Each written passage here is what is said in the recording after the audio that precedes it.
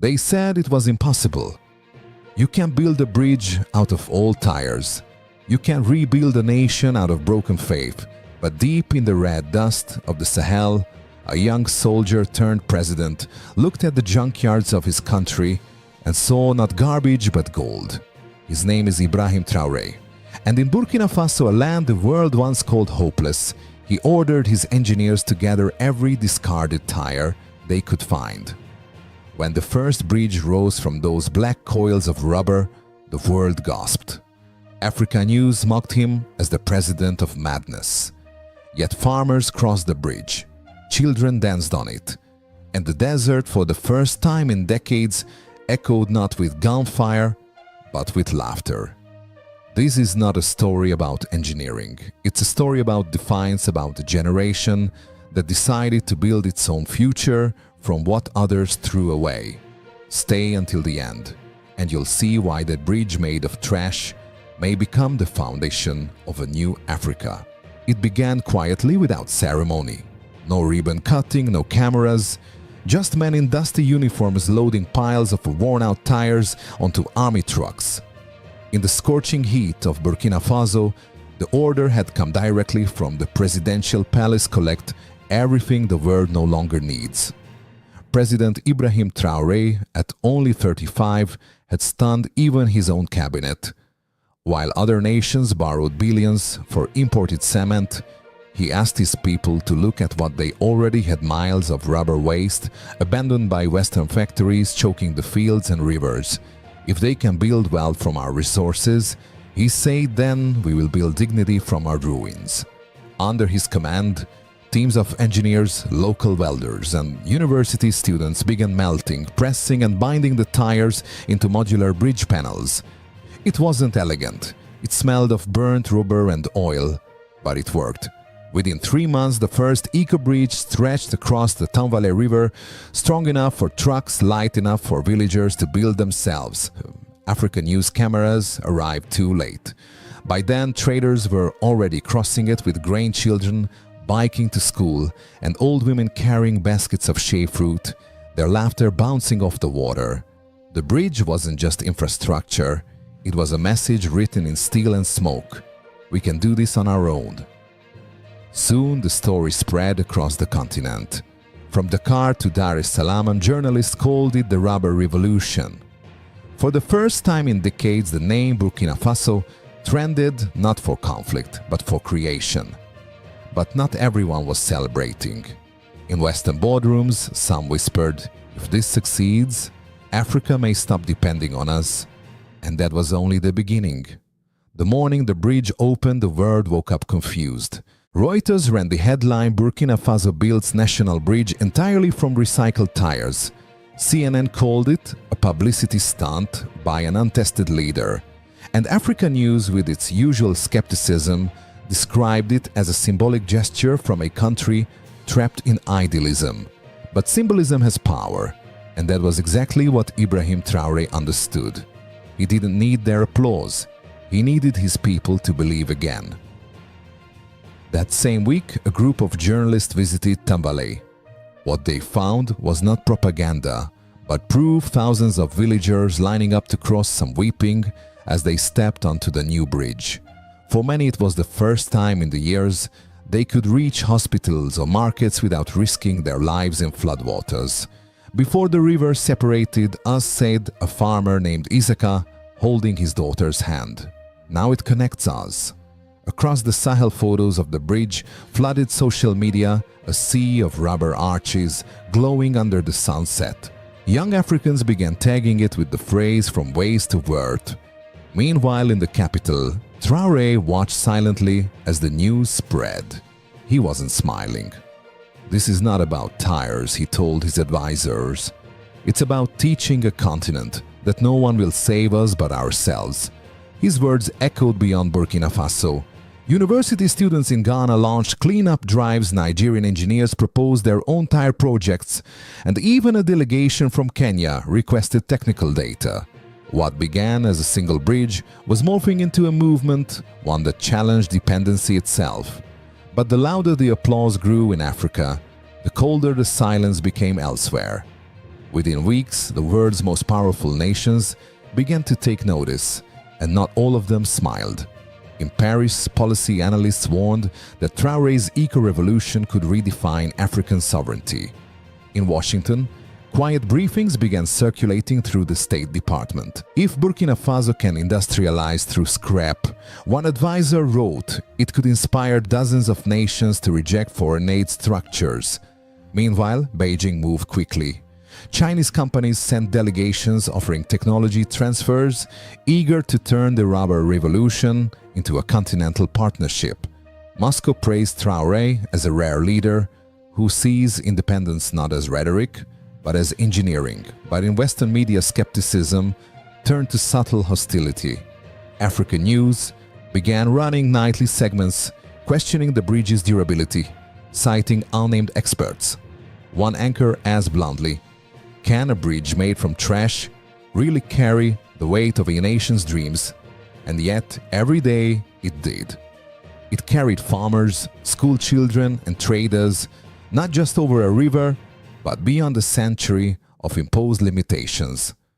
The more the bridge held, the more the world's narrative cracked.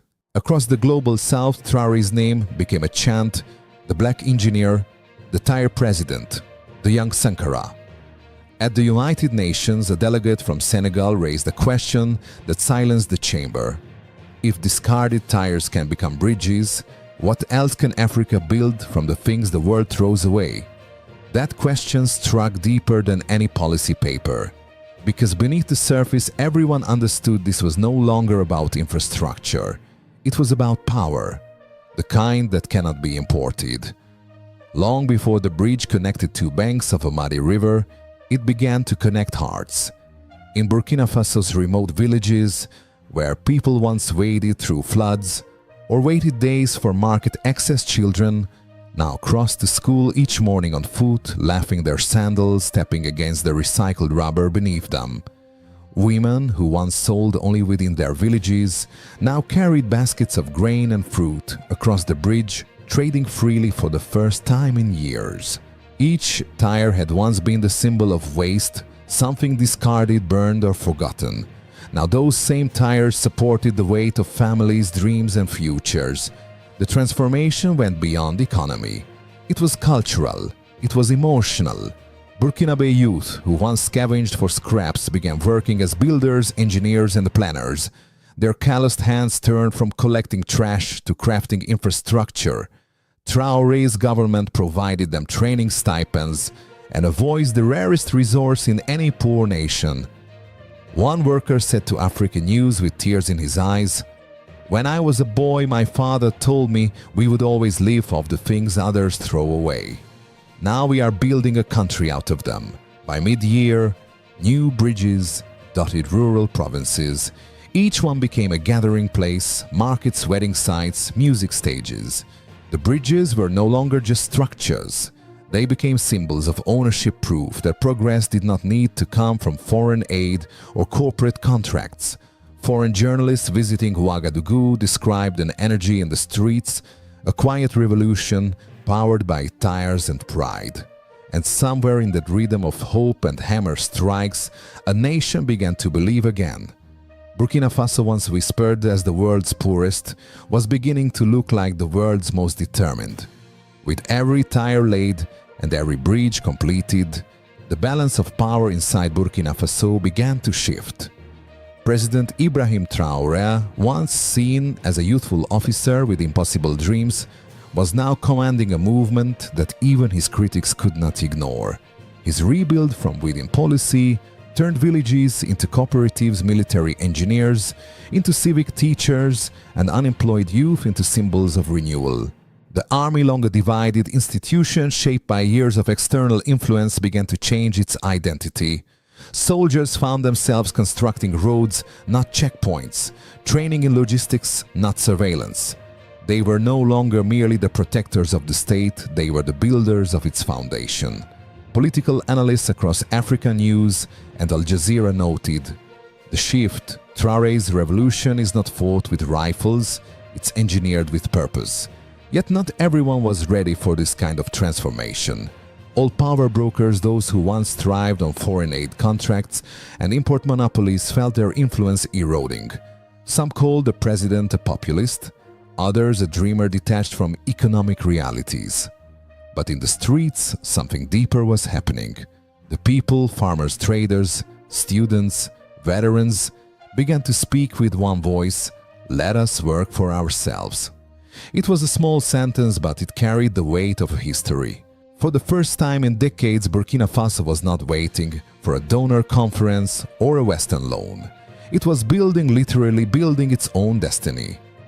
When a journalist from France asked a local elder if he trusted Traoré's plan, the old man replied softly, "When a bridge stands on the feet of the people, it cannot fall." That quote spread like wildfire through social media. Within days, it appeared on banners, murals, and even on the walls of the presidential palace, a quiet affirmation that the nation had crossed not just a river, but a threshold. In Washington, the story of Ibrahim Traoré arrived not as a headline, but as a question. At think tanks and diplomatic circles, analysts debated whether the tire bridges of Burkina Faso were merely a novelty, or the birth of a new development model that could challenge decades of Western aid dependency. At first, the tone was patronizing. Cable anchors on Africa news affiliates called it a creative local solution. But behind that polite phrase was an old skepticism, the belief that Africa's innovations must always be validated elsewhere before being taken seriously. Yet the data began to tell another story. Satellite imagery showed new trade routes forming across the Sahel. Small businesses were springing up around bridge sites. The IMF's regional reports recorded unpredicted improvements in local transport efficiency, all achieved without foreign loans. In the Pentagon's Africa Bureau, a quiet memo circulated: Traoré's infrastructure model, if replicated, may reduce Western influence in Central and West Africa within 5 years. It wasn't fear, it was respect mixed with unease. American journalists visiting Ouagadougou described Traoré not as a demagogue, but as a leader who speaks the language of dignity. One New York Times columnist wrote, "He does not demand charity, he demands equality." That line struck a chord with older readers, especially veterans of the civil rights era, who saw in Traoré a reflection of their own long struggle for self-determination. Still, Washington hesitated. The administration could not publicly endorse a leader who had risen through a coup yet quietly admired his independence. Think tanks began holding forums titled "The Traoré Paradox," exploring how a man from one of the world's poorest nations had created a policy rich in moral and economic clarity. For many Americans, the answer was simple. He was doing what they once did, building from nothing, believing in everything. When the United Nations convened its annual summit that year, a quiet murmur filled the chamber. Burkina Faso, a name once mentioned only in humanitarian reports, was suddenly on every delegate's lips. The Secretary General referenced it in his keynote: "Let us remember that sustainability is not born in laboratories, but in courage, as seen in the people of Burkina Faso." That single sentence drew applause, and cameras quickly panned to the small delegation from Ouagadougou, seated proudly beneath their new flag, a red star glinting above the Sahel. Soon after, African Union leaders gathered in Addis Ababa to discuss what many began calling the Traoré Doctrine. It wasn't a manifesto, nor a military alliance, it was a principle: self-reliance as a form of freedom. Across Ghana, Mali, and Niger, young engineers began experimenting with recycled materials inspired by Burkina Faso's model. In South Africa, universities launched eco-bridge fellowships, naming Traoré as a guest of honor. Meanwhile, Western governments found themselves at a crossroads. Support him and they risk legitimizing a leader who defied their economic order. Ignore him and they risk losing Africa's moral center. Even in global finance circles, whispers began: could Africa finally engineer its own future literally? Then came the moment that sealed it. In a televised address viewed across Africa, News and the BBC, Traoré stood before the nearly completed Bridge of Nations, a massive span built entirely from recycled tire stone and local labor. He declared, "We have no steel, no oil, no empire, but we have hands. And hands build history." The applause thundered from villages to city halls. For once, the world didn't see a poor nation begging for aid. It saw Burkina Faso standing tall, dusty, proud, and unyielding. By the year's end, the World Bank issued a statement acknowledging the Burkina model as an innovative pathway for sustainable infrastructure, the first time in the history that a sub-Saharan initiative had reversed the flow of knowledge. The teacher had become the lesson. When the world expected him to fall, Ibrahim Traoré stood taller. The sanctions tightened, the trade routes froze, and the foreign embassies whispered of his coming downfall. But in the heart of Burkina Faso, something began to stir, a pulse, a quiet defiance that sprayed like fire through the dry Sahel grass. Traoré's voice, once dismissed as youthful arrogance, now echoed as prophecy. He refused the handouts. He nationalized gold mines. He tore up colonial-era contracts signed under duress. And then came the decision that changed everything, the creation of the Pan-Sahel Defense Pact, uniting Mali, Niger, and Burkina Faso under one command. African news called it reckless. Washington called it dangerous. Paris called it betrayal. But for millions of Africans, it was resurrection. The tide had turned. For the first time in decades, Western powers were not dictating Africa's defense, Africa was. Traoré stood beside the generals of Mali and Niger, beneath the scorching Ouagadougou sun, declaring, "We do not seek war, we seek dignity." And in that single phrase, he transformed from a rebel president into a continental symbol. The camera panned over the cheering crowd. Not merely citizens, but witnesses to a continent reclaiming its breath. But history never turns quietly, and his greatest test was yet to come. One night, when the power grid of Ouagadougou failed under a suspected cyber attack, Traoré walked through the darkened streets with only a lantern in hand. Soldiers followed at a distance, unsure if the moment was madness or message. He stopped before the youth camp, the same one where he had trained as a teenager, and spoke not to cameras, but to the night itself. If we lose electricity, we still have fire. If we lose money, we still have land. But if we lose faith, we have nothing left to fight for. By dawn, that quote had spread across social media, printed on walls, shirts, and the backs of taxis. The African news anchors who once mocked him now debated his political genius. In Western universities, students began to cite Burkina Faso as a case study of post-colonial resilience. The twist was not in power, but in perception. The same networks that once demonized him now couldn't ignore the numbers: falling poverty rates, rising literacy, women's cooperatives multiplying across the Sahel. What began as a rebellion had become a doctrine: sovereignty through sacrifice. By the time the lights of Ouagadougou came back on, Ibrahim Traoré had become something more than a president. He was the heartbeat of a generation, the proof that courage, when rooted in purpose, can outshine any empire. The morning after the final sanctions were lifted, the air over Burkina Faso shimmered with quiet triumph. Children in red uniforms marched beneath new solar lamps. Farmers opened irrigation gates built by their own hands. The once forgotten villages of the Sahel now hummed with the sound of tools, laughter, and prayer. At the center of Ouagadougou, President Ibrahim Traoré stood before the people, not on a balcony of power, but on the same dusty ground where his movement began. The flags of Mali and Niger fluttered beside his own. There were no drums, no cannons, no speeches rehearsed for cameras, only his words, steady and unyielding. We never asked permission to be free. We stood and we claimed it. Those words rippled far beyond Africa's borders. In small American towns, in quiet living rooms, viewers of Africa News saw something rare: a leader who served without kneeling. If this story stirs something in you, share it. Tell others that courage is not born in comfort. Subscribe if you believe that the spirit of Ibrahim Traoré is proof that even the smallest nation can teach the world how to stand. God bless Africa and every heart that still dares to believe.